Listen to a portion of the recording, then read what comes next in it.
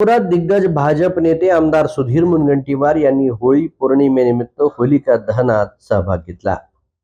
सहकुटुंब होलिकेची पूजा करत त्यांनी सर्वांसाठी आशीर्वाद मागितले।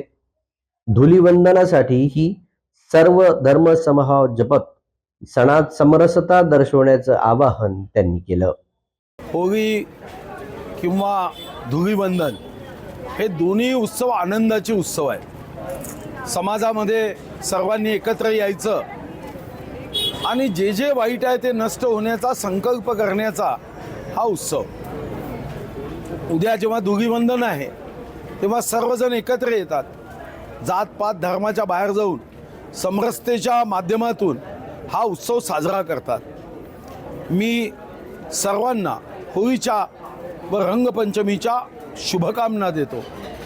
ईश्वर सर्वांचं कल्याण करो, सर्वांचं जीवन आनंदी सुखी समाधानी व्हावं, यासाठी या उत्सवाच्या निमित्ताने ईश्वरचरणी प्रार्थना करतो।